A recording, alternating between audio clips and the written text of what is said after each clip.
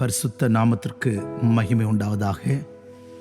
நம்முடைய ஆண்டவரும் இரட்சகருமாயிருக்கிற இயேசு கிறிஸ்துவின் நாமத்தினாலே உங்கள் யாவருக்கும் எங்கள் அன்பின் வாழ்த்துக்களையும் ஸ்தோத்திரங்களையும் தெரிவித்துக் கொள்கிறோம். கர்த்தர் நல்லவர். அவருடைய பெரிதான கிருபையினாலே இந்த 2024 வருஷம் டிசம்பர் மாதம் 22 தேதியை காண செய்த தேவனை நன்றியோடு கூட ஸ்தோத்திரிக்கிறேன். அவருடைய பெரிய இரக்கத்தினாலும் பெரிய கிருபையினாலும் இந்த வருஷத்தினுடைய கடைசி ஞாயிற்றுக்கிழமைக்கு முந்தின ஞாயிற்றுக்கிழமையை காண உதவி செய்த தேவனை நன்றியோடு கூட ஸ்தோத்திரிக்கிறேன். கர்த்தருடைய நாமத்திற்கு மகிமை உண்டாகட்டும். இதுவரையுமாய் நம்மை நடத்தி ஏந்தி தாங்கி சுமந்து வந்த நல்ல தேவனை நன்றியோடு கூட ஸ்தோத்திரிக்கலாமே. கர்த்தருடைய நாமத்திற்கு மகிமை உண்டாகட்டும். கர்த்தர் நம்மை சுமந்து வந்தார், நம்மை நடத்தி வந்தார். எவ்வளோ நல்ல கர்த்தர். நடத்தின தேவனை கொஞ்ச நேரம் திரும்பி பார்த்து நம்மை நடத்தி வந்த வழிகளை நினைத்து ஆண்டவருக்கு நன்றி சொல்லி அவரை மகிமைப்படுத்தலாமா? Praise the Lord. ஸ்தோத்திரம் ஸ்தோத்திரம் ஸ்தோத்திரம் ஸ்தோத்திரம் ஸ்தோத்திரம். இரக்கமுள்ள தெய்வமே உமக்கு ஸ்தோத்திரம். நல்ல ராஜாவே உமக்கு ஸ்தோத்திரம். மகிமையின் தெய்வமே ஹல்லேலூயா. ஸ்தோத்திரம் ஸ்தோத்திரம் ஸ்தோத்திரம். நாம் வருஷத்தினுடைய கடைசியை நெருங்குகிறபடினாலே இந்த வாரம் வாக்குத்தத்த செய்தியினுடைய தொடர்ச்சியை பேசாமல் இந்த 22 தேதியும் அடுத்த வாரமும் சுத்திகரிப்புக்கு ஏற்ற ஒரு வார்த்தையை பேசும்படி நான் ஏவப்பட்டிருக்கிறேன். ஆனபடினாலே நான் உங்களோடு கூட இந்த 22 தேதி டிசம்பர் மாத ஆராதனையிலே சுத்திகரிப்பின் வார்த்தைகளை பேச ஆசிக்கிறேன். எனக்குள்ளே ஒரு ஏவுதலும் பாரம் இருந்தபடினாலே இதை நான் உங்களோடு கூட பகிர்ந்து கொள்கிறேன். கர்த்தர் நம்மை ஆசீர்வதிப்பாராக. கர்த்தருக்கு ஸ்தோத்திரம். நம்மை ஒரு சுத்திகரிக்கப்பட்ட பாத்திரமாய் நம்மை மனைந்து நம்மை உருவாக்க கர்த்தருடைய கையில் ஒப்பு கொடுப்போம். கர்த்தர் நல்லவர், பெரிய காரியங்களை செய்வாராக. ஏசாயா தீர்க்கதரிசியின் புஸ்தகத்திலே 6 அதிகாரம் முதல் 2 வசனங்களை படிக்கும்போது, உசியா ராஜா மரணம் அடைந்த வருஷத்தில் ஆண்டவர் உயரமும் உன்னதமான சிங்காசனத்தின் மேல் வீற்றிருக்கிறதை கண்டேன். அவருடைய வஸ்திர தொங்கலால் தேவாலயம் நிறைந்திருந்தது. சேராபீன்கள் அவருக்கு மேலாக நின்றார்கள். அவர்களில் ஒவ்வொருவனுக்கும் அவ்வாறு சட்டைகள் இருந்தன. அவனவன் 2 சட்டைகளால் தன் முகத்தை மூடி, 2 சட்டைகளால் தன் கால்களை மூடி, 2 சட்டைகளால் பறந்து ஒருவரை ஒருவர் நோக்கி, சேனைகளின் கர்த்தர் பரிசுத்தர் பரிசுத்தர் பரிசுத்தர், பூமி அனைத்தும் அவருடைய மகிமையால் நிறைந்திருக்கிறது என்று கூப்பிட்டு சொன்னார்கள். கர்த்தருடைய நாமத்திற்கு மகிமை உண்டாகட்டும். இங்கே ஏசாயா தீர்க்கதரிசி ஒரு தரிசனத்தை பார்க்கிறார். கர்த்தருக்கு ஸ்தோத்திரம். என்ன தரிசனம்? உயரமும் உன்னதமான சிங்காசனத்தின் மேல் தேவன் வீற்றிருக்கிறதை காண்கிறான். ஆண்டவர் வீற்றிருக்கிறதை காண்கிறான். 2வது, அவருடைய வஸ்திரத்தின் தொங்கல் தேவாலயம் முழுவதும் நிறைந்திருக்கிறது. 3வது, தூதர்களுடைய துதியை அவன் கேட்கிறான். கர்த்தருடைய நாமத்திற்கு மகிமை உண்டாகட்டும். சேனைகளின் கர்த்தர் பரிசுத்தர் பரிசுத்தர் என்று ஆரவாரமிடுகிற ஆர்ப்பரிக்கிற நல்ல தூதை அவன் கேட்கிறான். கர்த்தருடைய நாமத்திற்கு மகிமை உண்டாகட்டும். அருமையானவர்களே, முதல் 5 அதிகாரத்திலே இந்த பூமியை பார்த்து சபிக்கப்பட்ட பூமியாக இருக்கிறது, ஜனங்கள் சரியில்லை, சாராயத்தை நாடி அதிகாலமே எழுந்து மதுபானம் தன்னை சூடாக்கும் என்று தரிக்கிறவர்களுக்கு ஐயோ என்றெல்லாம் சொல்லி, நீங்கள் மனம் பொருந்தி செவி கொடுத்தால் தேசத்தின் நன்மை புசிப்பீர்கள், மாட்டோம் என்று எதிர்த்து நிற்பீர்கள், பட்டயத்து இரையாவர்கள் என்று வயலோடு வயலை கூட்டுகிறவனுக்கு ஐயோ என்றும், இஸ்ரவேல் ஜனங்களை குறித்து 2 அதிகாரத்திலே நாள் பார்க்கிறவர்களும் குறி சொல்கிறவர்களுமாய் இருக்கிறார்கள் என்றும், அந்நிய புத்திரன் மேல் பிரியப்படுகிற சந்ததி என்றெல்லாம் சாடுகிறதை பார்க்கிறோம். ஆனால் 6 அதிகாரத்தில் வரும்போது, ஐயோ நான் அதமானேன் என்று தன்னை குறித்து சொல்லுகிறான். ஆம் பிரியமானவர்களே, வருஷ கடைசியில் வந்திருக்கிற உங்களுக்கும் எனக்கும், அருமையானவர்களே, புது வருஷத்திற்குள்ள பிரவேசிக்க போகிற உங்களுக்கு எனக்கும் ஒரு புதிய தரிசனம் உண்டாகட்டும். தரிசனம் நிறைந்த ஒரு ஜீவியம் செய்கிறவர்களாய் நாம் மாற்றப்படுவோமாக. கர்த்தருடைய நாமத்திற்கு மகிமை உண்டாகட்டும். நமக்குள்ளே ஒரு தரிசனம் உருவாக வேண்டுமானால், ஆண்டவர் வீற்றிருக்கிறதை காண வேண்டுமானால், தூதர்கள் துதிக்கிறதை காண வேண்டுமானால், தேவனுடைய மகிமை நிரம்பி இருக்கிறதை காண வேண்டுமானால், கர்த்தருக்கு ஸ்தோத்திரம், உங்களுக்குள்ளே எனக்குள்ளே இருக்கிற உசியா சாக வேண்டும். கர்த்தருடைய நாமத்திற்கு மகிமை உண்டாகட்டும். பூமி முழுவதும், பூமி அனைத்தும் அவருடைய மகிமையால் நிறைந்திருந்ததா. உயரமும் உன்னதமான சிங்காசனத்தின் மேல் வீற்றிருக்கிற தேவனை கண்டான். துதிக்கிற தூதர்களை கண்டான். தேவனுடைய மகிமை நிறைந்திருக்கிறதை கண்டான். தேவாலயம் முழுவதும் தேவனுடைய வஸ்திர தொங்கலால் நிறைந்திருக்கிறதை கண்டான். எவ்வளவு அற்புதமான, அவ்வளவு அருமையான ஒரு தரிசனம், ஒரு தரிசனம். கர்த்தருக்கு ஸ்தோத்திரம். நம்முடைய ஜீவியத்திலே தரிசனம் மிகவும் அவசியமாக இருக்கிறது. கர்த்தருடைய நாமத்திற்கு மகிமை உண்டாகட்டும். நீதிமொழிகளுக்கு ஞானி எழுதும்போது சொல்லுகிறான், தீர்க்க தரிசனம் இல்லாத இடத்திலே ஜனங்கள் அழிந்து போவார்கள் என்று. கர்த்தருக்கு ஸ்தோத்திரம். உங்களுடைய வாழ்க்கையிலே, என்னுடைய வாழ்க்கையிலே தரிசனம் தேவை இருக்கிறது. 29ஆம் அதிகாரம் நீதிமொழிகளின் புஸ்தகம் 18ஆம் வசனத்திலே, தீர்க்க தரிசனம் இல்லாத இடத்தில் ஜனங்கள் சீர்கொட்டு போவார்கள், வேதத்தை காக்கிறவனோ பாக்கியவான் என்று எழுதப்பட்டிருக்கிறது. தமிழ் பைபிளிலே தீர்க்க தரிசனம் இல்லாத இடம் என்றாலும், ஆங்கில வேதாமத்திலே கர்த்தருக்கு ஸ்தோத்திரம், தரிசனம் இல்லாத இடம். எங்கே தரிசனம் இல்லையோ அங்கே சீர்கெட்டு போவோம். புதிய ஆண்டுக்குள்ளே பிரவேசிக்கிறதுக்கு முன்பாக, ஆண்டவரே, ஒரு புதிய தரிசனத்தோடு, தேவனை தரிசிக்கிற தரிசனத்தோடு, தேவன் ஆலயத்திலே, தேவாலயத்தில் தேவனுடைய வஸ்திர தொங்கல் நிறைந்திருக்கிற அந்த மகிமையின் தரிசனத்தோடு, பூமி முழுவதும் தேவ மகிமையால் நிரம்பியிருக்கிறதை, மகிமையை காண்கிற தரிசனத்தோடு, ஆண்டவரே, தூதர்களை காண்கிற தரிசனத்தோடு என்னை புதிய ஆண்டிற்குள்ளே வழிநடத்தும் என்று ஆண்டவரிடத்தில் கேட்போமாக. அப்படி கேட்போமானால் கர்த்தர் நமக்கு சொல்லிக் கொடுக்கிற சத்தியம் என்ன? உசியாவே, நீ சாக வேண்டும். உசியா, உனக்குள் எனக்குள் இருக்கிற உசியா மரணம் அடைய வேண்டும். உசியா ராஜா மரணம் அடைந்த வருஷத்திலே தான் ஏசாயா தீர்க்கதரிசி இந்த தரிசனத்தை அவன் கண்டு, ஐயோ, நான் அதமானேன், அசுத்த உதடுகள் உள்ள மனுஷன், அசுத்த உதடுகள் உள்ள ஜனங்களின் நடுவிலே வாசம் பண்ணுகிறேன் என்று தன்னை குறித்து அபயமிட்டான். ஆண்டவரே என்று அபயமிட்டான். சுத்திகரிப்பை பெற்றுக்கொண்டான். ஒரு தூதன் அக்கினி தழலை கொண்டு வந்து, பலிபீடத்தின் அக்கினி நெருப்பை கொண்டு வந்து அவன் நாவை தொட்டான். எங்களையும் தொடும் ஆண்டவரே, எங்களையும் தொடும் ஆண்டவரே. வருஷ கடைசியில் வந்திருக்கிற எங்களுக்கு ஒரு சுத்திகரிப்பு வேணும் ஆண்டவரே. அக்கினி நாவுகளால ஆண்டவரே பலிபீடத்தின் குரட்டை கொண்டு, பலிபீடத்தில் இருந்து அக்கினியை கொண்டு வந்து ஏசாவின் நாவை தொட்டது போல எங்களை தொடும் ஆண்டவரே. ஆண்டவரிடத்தில் கேட்போம். கர்த்தர் நம்மை சுத்திகரிக்கட்டும். உசியாவை குறித்து நாம் 2 நாளாகம புஸ்தகம் 24ஆம் அதிகாரத்திலே அவனுடைய ஜீவியத்தை குறித்து நமக்கு படிக்க முடியும். 16 வயதில் ராஜாவாகி 52 வருஷம் ஆளுகை செய்த ஒரு ராஜாதான் இந்த உசியா. கர்த்தருடைய நாமத்திற்கு மகிமை உண்டாகட்டும். 26ஆம் அதிகாரம் 3ஆம் வசனத்திலே, 2 Chronicles chapter 26 verse 3, உசியா ராஜாவாகிற போது 16 வயதாயிருந்து 52 வருஷம் எருசலேமில் அரசாண்டான்.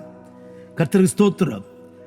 4ஆம் வசனத்தில் படிக்கும்போது, தேவனுடைய தரிசனங்களில் புத்திமானாயிருந்த சகரியாவின் நாட்களில் தேவனை தேட மனதிணங்கினதினால் அவன் கர்த்தரை தேடின நாட்களில் தேவன் காரியத்தை வாய்க்க செய்தார். காரியம் வாய்க்க பெற்ற ஒரு ராஜா. 7ஆம் வசனத்தில் படிக்கும்போது, தேவன் அவனுக்கு துணை நின்றார். தேவ துணையை பெற்ற மனுஷன்.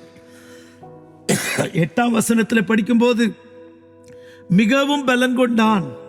அம்மோனியர் உசியாவுக்கு காணிக்கை கொடுத்தார்கள்.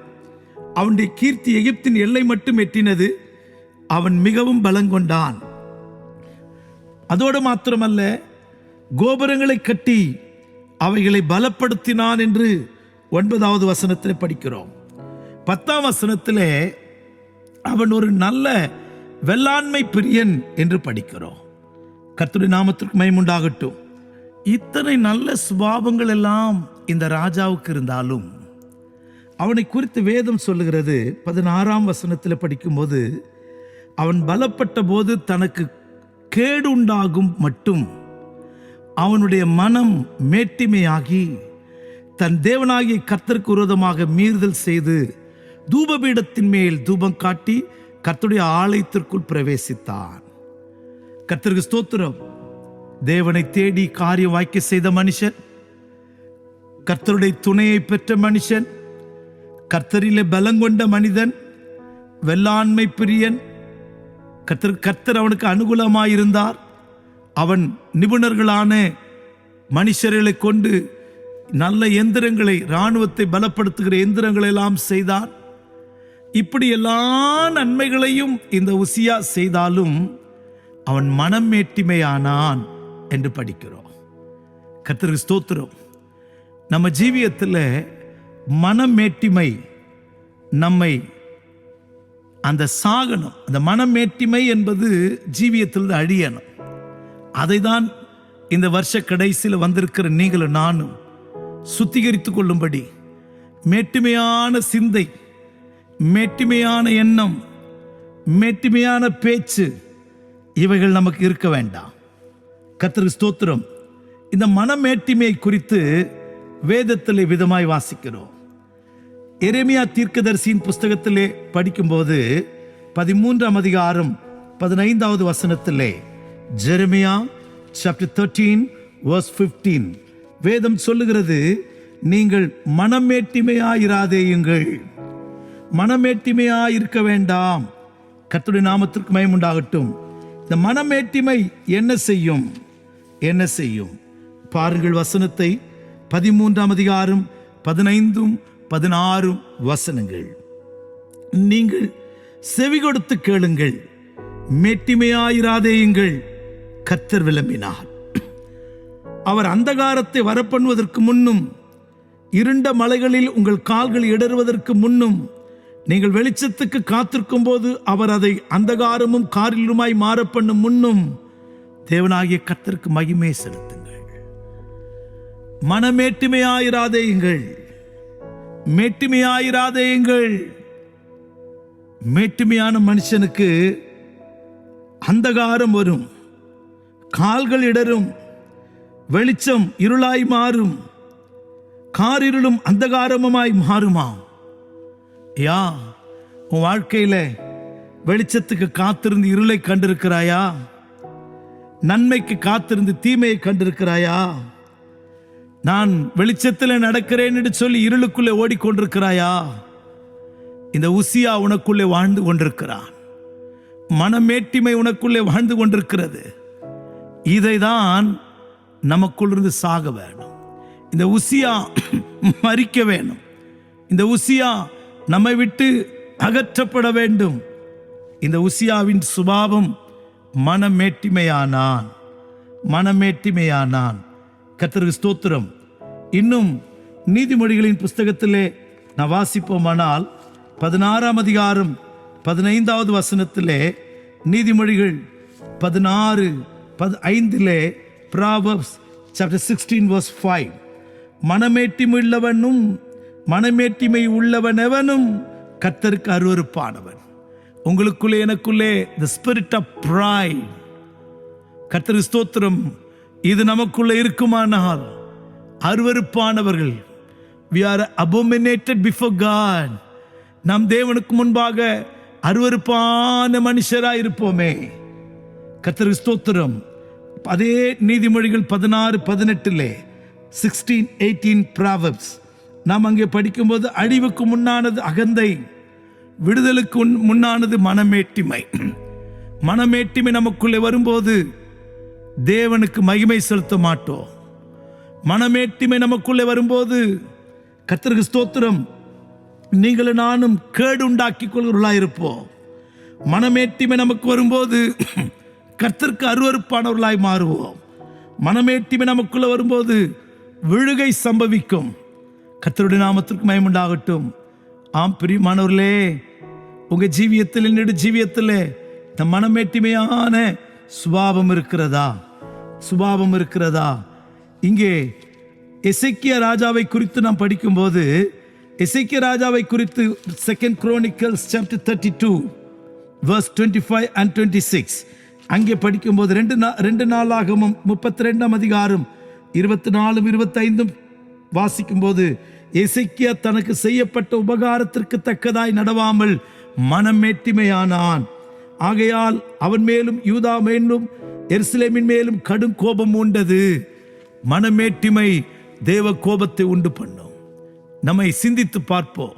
வருஷ கடைசியில் வந்திருக்கிற எனக்குள்ளே இந்த உசியா சாகனமே, இந்த உசியா மரிக்கணுமே, இந்த உசியாவின் சுவாபம் எனக்குள்ளே இருக்கக்கூடாதே.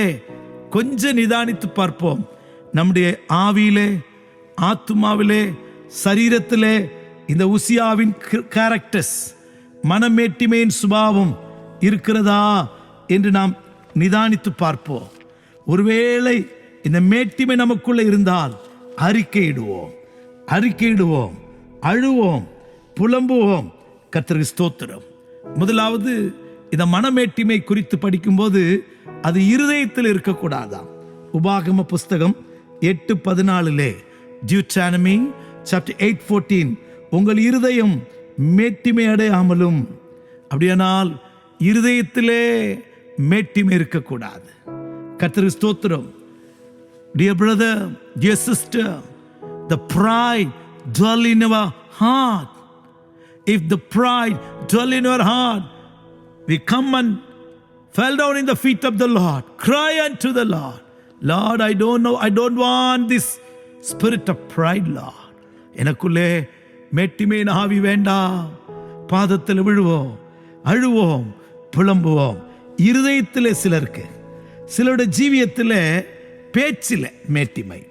1 Samuel chapter 2 verse 3, 1 சாமுவேல் 2 அதிகாரம் 3வது வசனத்திலே நாம் படிக்கும்போது அங்கே அன்னாள் பாடுகிற பாட்டு.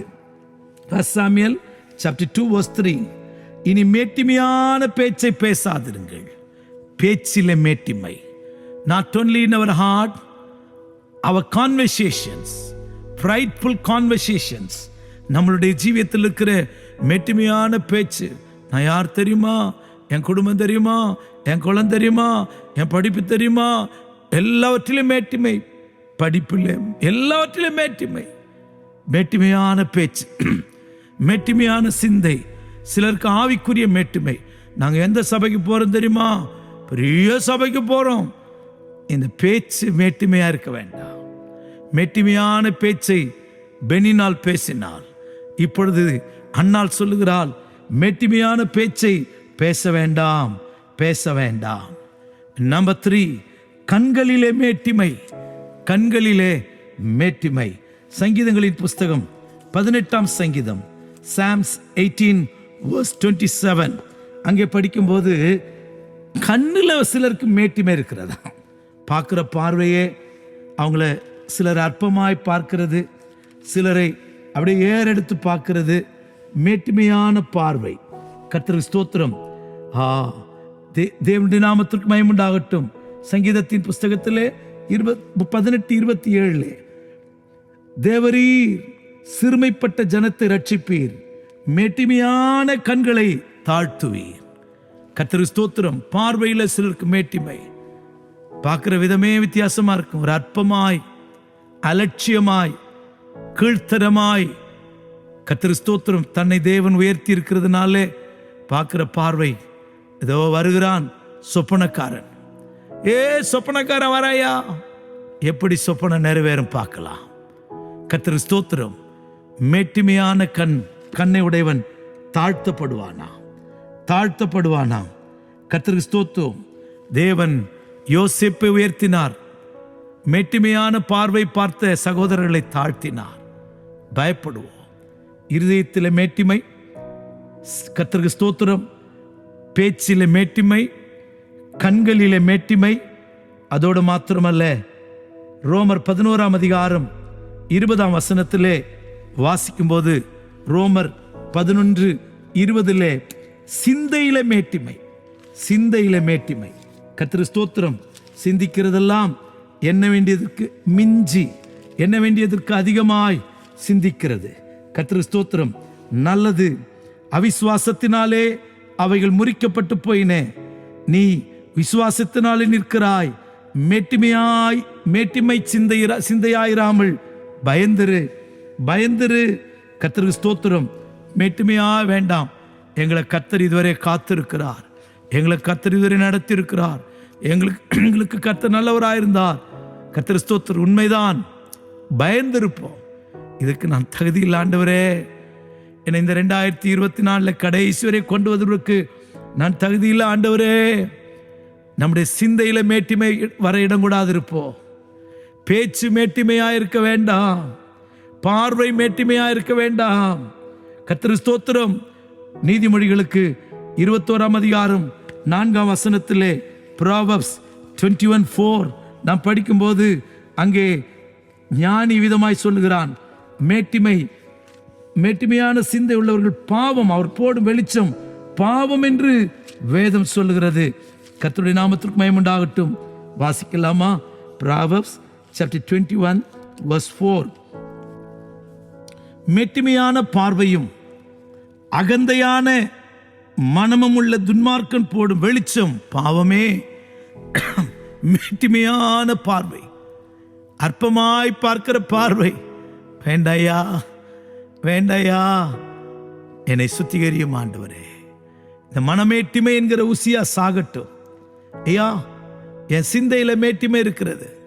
இன்னும் சிலர் மேய்ச்சலிலே திருப்தியானதினாலே, திருப்தியாய் புசித்ததினாலே, திருப்தியாய் ஜீவித்ததினாலே, நன்றாய் உடுத்தினதினாலே அவங்க மேட்டிமையா இருக்கிறாங்களா? ஓசியா தீர்க்கதரிசியின் புஸ்தகத்தில் 13ஆம் அதிகாரம் 15வது வசனம். ஓசியா chapter 13 verse 15 அங்கே படிக்கும்போது கர்த்தருக்கு ஸ்தோத்திரம். அவர்கள் மேட்டிமையாயிருக்கிற காரணம், ஓசியா 13:6 13:6 தங்களுக்கு இருந்த மேய்ச்சலினால் திருப்தியானார்கள். திருப்தியான பின்பு அவர்கள் இருதயம் மேட்டிமையாயிற்று. இருக்கிறதை கொண்டு கர்த்தர் ஸ்தோத்திரம் எங்களை சம்பூர்ணமாய் நடக்க பண்ணினார். எங்களை கர்த்தர் அப்படி உயர்த்தினார். திருப்தியானதினாலே மேட்டிமை வரக்கூடாது. எப்படி இல்லாத போது இருந்த தாழ்மை, அதே தாழ்மை கர்த்தர் நமக்கு தந்திருக்கிற போதும் தாழ்த்தணும். மேட்டிமை ஆய்க்க வேண்டாம். இந்த நாட்டுக்கோழி போல ஒரு முட்டை விட்டுட்டு கொக்க கூவி நான் முட்டை விட்டுட்டேன் இல்லை. சிங்கம் காட்டுக்கே ராஜாவை பிறப்பித்தாலும் அமைதியா இருக்கிறது போல தாழ்த்துவோம். ஐயா, இந்த மேட்டிமையை ஜெயிக்க என்ன செய்யணும்? என் இருதயத்தில் மேட்டிமை. நேபுகாத் நேச்சாரை மறந்து விட வேண்டாம். அவன் குமாரனை மறந்து விட வேண்டாம். கர்த்தர் ஸ்தோத்திரம். அவன் இருதயம் மேட்டிமையான போது கர்த்தர் அவளை அடித்ததை குறித்து நாம் படிக்கிறோம். பவுல் அப்போஸ்தலன் சொல்லுகிறார் 2 கொரிந்தியர் 4ஆம் அதிகாரம் 4ஆம் வசனம் 5ஆம் வசனத்திலே, எங்களுடைய போர் ஆயுதங்கள் மாம்சத்துக்கு ஏற்றவர்களாக இராமல் அரண்களை நிர்மூலமாக்குகிறதுக்கு தேவ பலமுள்ளவர்களாக இருக்கிறது. அவைகளால் நாங்கள் தர்க்கங்களையும் தேவனை அறிகிற அறிவுக்கு விரோதமாக எழும்புகிற எல்லா மேட்டிமையையும் நிர்மூலமாக்கி எந்த எண்ணத்தையும் கிறிஸ்துவுக்கு கீழ்ப்படிய சிறைப்படுத்துகிறவர்களாக இருக்கிறோம். அப்படியானால் நம்ம ஜீவியத்தில் எழும்புகிற மேட்டிமையான எண்ணங்கள் எழும்பும்போது அதை சிறைப்படுத்துகிற ஒரு அபிஷேகத்தை பெற்றுக்கொள்வோம். கீழ்ப்படுத்துகிற ஒரு அபிஷேகத்தை பெற்றுக்கொள்வோம். தேவனுடைய நாமத்திற்கு மகிமை உண்டாகட்டும். அருமையான தேவனுடைய பிள்ளையே, இந்த கர்த்தருக்கு ஸ்தோத்திரம். 22ஆம் தேதி டிசம்பர் மாதத்தை காண செய்த தேவன் நமக்குள்ளே புதிய தரிசனங்களை தரும்படி, தேவ மகிமையை காணும்படிக்கு, தரிசனங்களால் கர்த்தர் நம்மை நிரப்பும்படிக்கு கர்த்தருக்கு ஸ்தோத்திரம். ஆண்டவருடைய கிருபை கேட்போம்.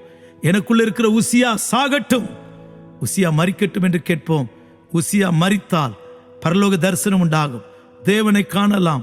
கர்த்தருக்கு ஸ்தோத்திரம். மகிமையை காணலாம். தூதருடைய துதியை காணலாம். கர்த்தர் நமக்கு இரக்கம் செய்வாராக. கர்த்தர் நம்மை ஆசீர்வதிக்கட்டும். ஜெபிப்போமா? பிதாவே, உமக்கு ஸ்தோத்திரம். இந்த வருஷ கடைசி முந்தின ஆராதனை காண செய்த இந்த மகா பெரிய கிருபை எண்ணி நன்றியோடு ஸ்தோத்தரிக்கிறோம். ஆண்டவரே, இந்த பெரிய கரமும் ஓங்கிய புயமும் எங்களோடு கூட இருந்து எங்களை நடத்தினது எல்லாம் தயவு. நாங்கள் அல்ல, கிருபை கிருபை கிருபை. சியா மரிக்கட்டும். மேட்டிமையான சுபாவங்கள் கண்களிலே, பேச்சிலே, புயத்திலே, பார்வையிலே, ஆண்டவரே சிந்தையிலே, இருதயத்தில் இருக்கிற எல்லா மேட்டிமையும் தகர்க்கப்படட்டும். இதை ஆகிலும் மேட்டிமையாய் சிந்தித்திருந்தால், பேசியிருந்தால் எங்களை மன்னியும், கழுவும், சுத்திகரியும், ஆசீர்வதியும். இயேசுவின் நாமத்தில் ஜெபிக்கிறோம் நல்ல பிதாவே. ஆமென், ஆமென். God bless you. Praise the Lord.